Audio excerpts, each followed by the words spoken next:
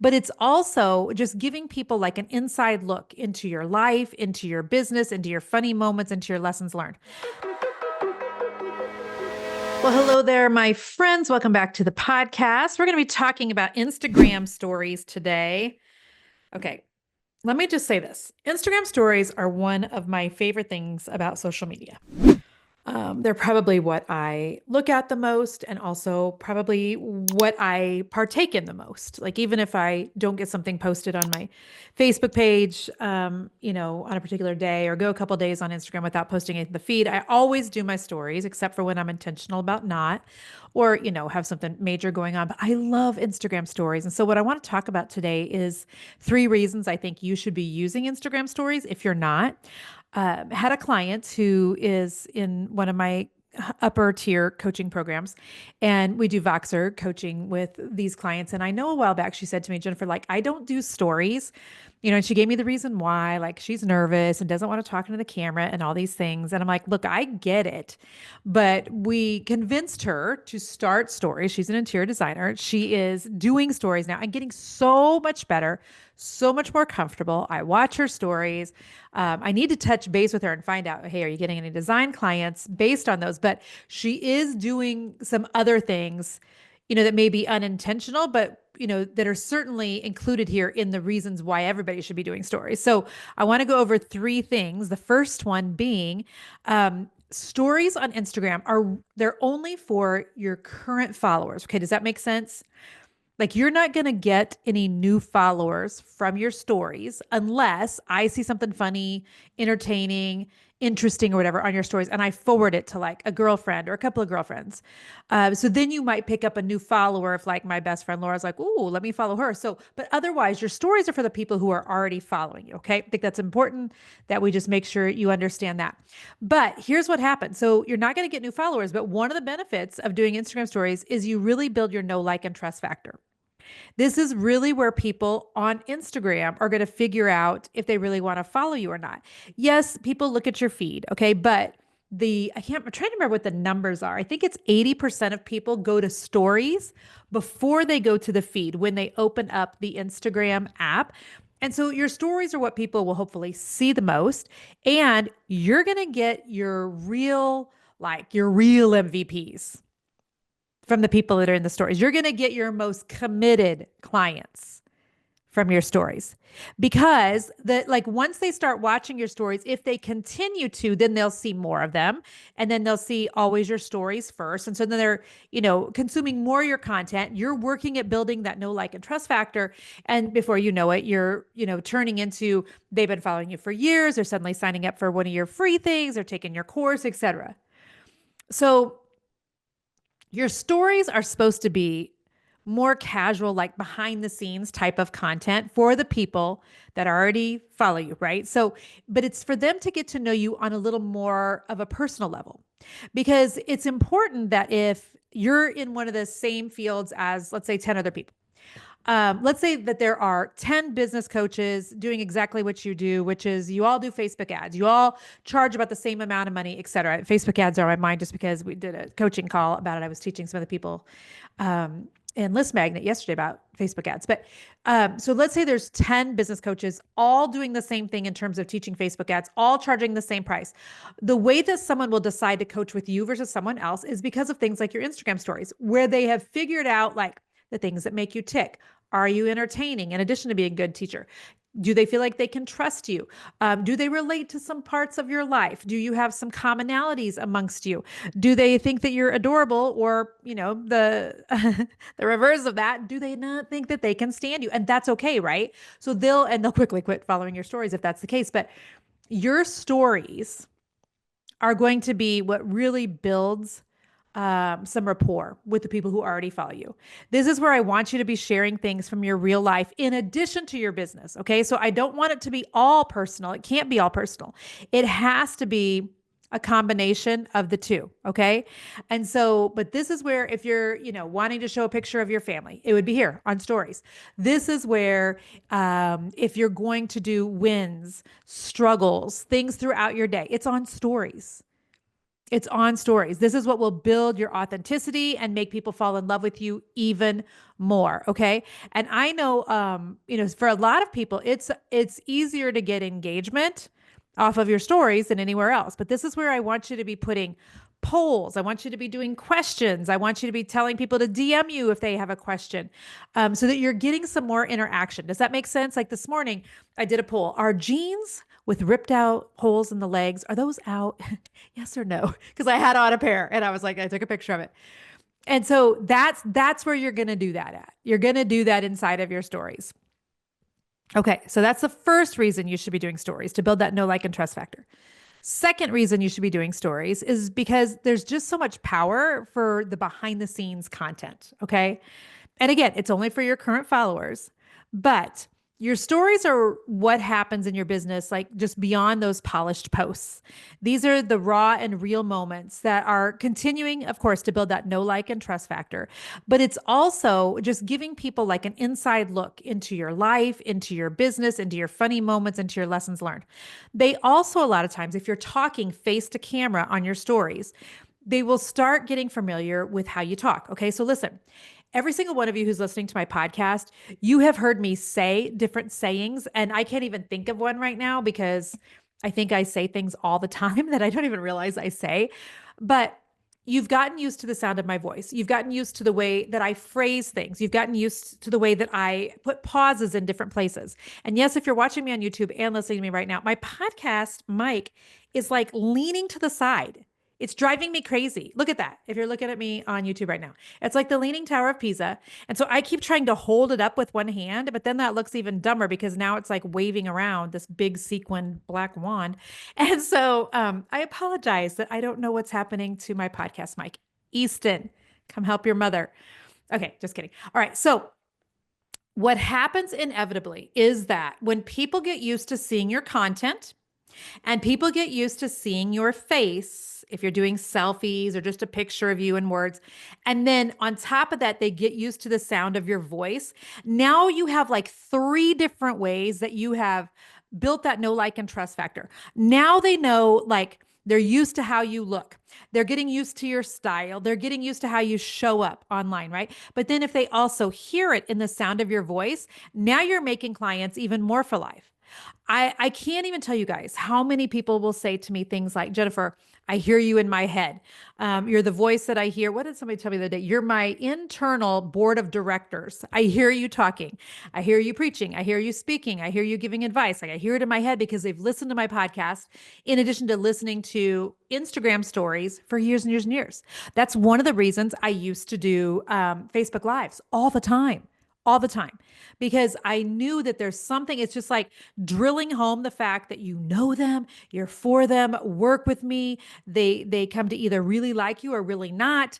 And this is where things just are really, really built. Okay. This is where they also get to know things about you that they'll think about you outside of work things. Okay. Let me give you a couple of examples. So hopefully people follow me because of my business content. Hopefully people are following me on Instagram because I give good advice about business, etc. Okay. But there are also some things that people learn about me because I've done posts on them pretty much on the regular. So if you're somebody that follows me on Instagram, you probably have heard me talk nonstop about Psalms 91. I'll find, not nonstop, but I see feathers everywhere. God shows me feathers everywhere. So I'll always post something like, I see you, God, Psalms 91, or I'll actually write out Psalms 91 and show you guys a feather that I just saw. In fact, I'm getting ready to go up to Ari's bedroom right now because when I got Ari up for school this morning, she had it's not a carton of Kleenex because that would be cigarettes, a carton of cigarettes, a box of Kleenex. I was going to say a carton of Kleenex. She has a box of Kleenex sitting on her nightstand next to her bed. And so it's white Kleenex as they are. And on the top of the white Kleenex, you guys, I kid you not, is a feather that is probably the size of a golf ball. And I said, Ari, did you know you have a feather on top of your box of Kleenex? And she's like, what? No. So I'm going to be putting that on Instagram stories today. Now, here's what happens. Now, when people see feathers and they're out and about and they've seen my stories a million times, They will tag me on their stories. Hey, Jen, thought of you today when I saw this feather. Or they will send it to me, thought of you. Listen, if you can get people to think of you outside of your business content, then they're way more apt to become a client of yours also, or refer you to other people. If, because I have lots of people following me who are not in business, but I am hoping and I guarantee you that they tell me or they tell other people who need business coaching about me. A new thing that people have been reminding me of that I say all the time is I do talk on my stories about how when I get things wrong in my personal life, which is a lot. So, I book the kids' dentist appointment on a day when we're out of town, or I tell people we're going to, Naples, and I accidentally have been Googling things in Naples, Italy instead of Naples, Florida, like things like that. I do things like that all the time where it's like, it's not like blonde moments, but it's like, I can only get so much stuff right. So I'm constantly saying on stories, 80%. I tell my family all the time, 80%. That's all I can get right. So now, recently I put how I almost blew up our house again for the fourth time in our marriage with hard boiling eggs. I tend to forget about them. I walk away from them. They explode onto the ceiling of the kitchen. It's just a mess, and so people were saying in my comments, 80%, Jen, 80%, because they remember that this is something that I've talked about. This is how you build clients for life, relationships, etc., and you do it on stories, okay? Third reason, and this is something I've never talked about, I don't think publicly, but I was telling a bunch of friends about this the other night. This is the third reason I want you to use stories. And I hadn't really realized that this was a great teachable moment until I was telling a bunch of my friends who are not on social media or who are on social media. I'm sorry, but they're not on social media for business. These are my friends that are HR recruiters and nurses and those sorts of things. So I'm talking to them, and I was telling them there's something that happens on the internet that I like to refer to as mob mentality. Okay, social media mob mentality. I think there are other people who call it bandwagon effect. Which is like the social proof or the tendency to do things on social media that other people are doing. And it can definitely be a powerful influence. Okay. What it means is that sometimes you'll post something on Facebook, on your Facebook feed, or on Instagram, on the Instagram feed. And if there is one person that says something negative, then sometimes it can create that mob mentality and a snowball effect where then others will follow suit and comment right below it and add to the negativity. Okay. Let me give you an example. Many years ago, there was, I can't remember which Super Bowl it was. It was a halftime show. And I believe it was possibly Jennifer Lopez. No. Did Jennifer Lopez have no, that was Janet Jackson that had the wardrobe malfunction. Was it Jennifer Lopez and Sharika? I'm trying to remember. There was a lot of gyrating. Okay. Can we just say that? If you guys remember the halftime show, you remember. There was not a whole lot of clothing, and there was a lot of poles, and there was women sliding towards the camera, with bikini bottoms on, and I didn't need to see it. Okay. So I get onto my Facebook page and my Instagram because posted on Facebook and then copied and pasted on Instagram. Just how disappointed I was in the halftime show that, we've got kids. And I don't care if you say, this isn't a family thing, your children should be watching. Listen, I don't want to watch. And if I wanted to see what's considered R-rated almost, I'd go look somewhere else. But I don't want to see it on the middle of a football game. And why is it that we're just dipping to this level and just accepting it, et cetera, et cetera, et cetera. Okay. So I posted it. It was worded way better than that. I was way more winsome. I was nice but firm. I thought it was trash, essentially. And, I have 5 or 10 people that start commenting, and the majority of them are saying yes. And then I have somebody that's negative, and then I have, you must hate women. And then I can't believe that you would, speak this poorly. Do you not believe in women's rights? And all, okay. And then all these people are commenting right below them. And it's like one person went and told 20 of their friends, who told 100 of their friends, who told 2,000 of their friends. And before I know it, I had lost well over 1,000 followers in a couple of hours' time. And it was like the mob was coming after me on Facebook and on Instagram. So I took it down. And I took the post down, not because I didn't believe in it, but because I'm not really wired for that sort of controversy. I'm just not. I know there are other people that are. I'm not one of them. And so what I've been telling all of my clients, what I was recently telling my friends, is that if you're going to post something on social media, that there could be any negativity, that there could be some pushback, that there could be very strong opinions, and you would like to see, A, how will your people respond to this? Put it on your stories. Or B, You're worried about people coming at you publicly and you're worried about that mob mentality, go ahead and put it on your stories. C, if you don't want to know what people say, yes, you can do a Facebook post on the feed or an Instagram post on the feed and you can turn off comments. But then usually what happens is people will go over to another post where your comments are still on and they'll comment negatively. And so what I was telling these business owners and my girlfriends is put that sort of content on your stories because people can't see what others have commented to you already because it's a private DM, right? People are commenting through the DM so nobody sees them. So there's nobody that's like, hating me, let's just say, or hating what I stand for, that's seeing a couple other people do too and getting into that mob mentality and being like, yeah, yeah, yeah, let's take her down. They can't see that. People aren't influenced by what other people are already saying. So there's less pressure for you, the business owner, or the content creator, the thought leader, or the coach, or the consultant, or whatever. You're less influenced and affected by what other people might think. And I think that you can have more genuine conversations and really almost like test the waters if you need to see how are people going to react to this? How do I feel about sharing things that I feel strongly about or that I've never felt before? Does that make sense?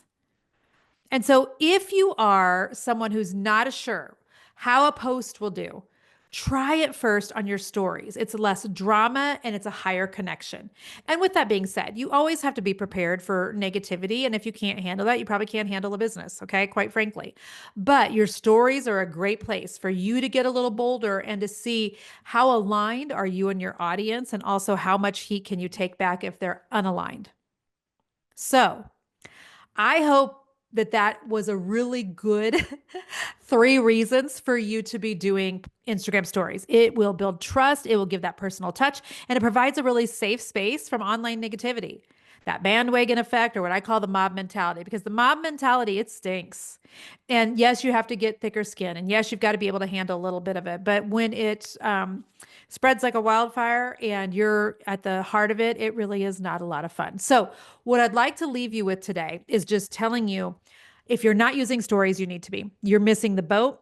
I guarantee you have people following you who would be watching your stories. So I really encourage you to start. Okay, so that's one thing. Second thing, I was sitting here thinking, um, maybe I should do a part 2 to this episode and really talk about Instagram in a little more detail and why I've kind of given up hope on Facebook and really more leaning towards just Instagram in general. If you want me to do that, do me a solid and go over to Instagram and just put a screenshot of this on your stories, tag me on it. Let me know if you want me to do a teaching on that. And feel free to always tag me on one of your stories. I will see it. A lot of times I share it. I would love to do that. Okay. All right, friends. So hopefully this was really helpful. Get on Instagram. You're not going to break the internet. If you want some more tips, though, on things like how to use your stories, what to use them for, when you should take a break, how you should do links, any of that, you just let me know either in my DMs or on Instagram stories yourself, and I'll respond back to you. Okay. All right. Bless you, friends. Bye bye.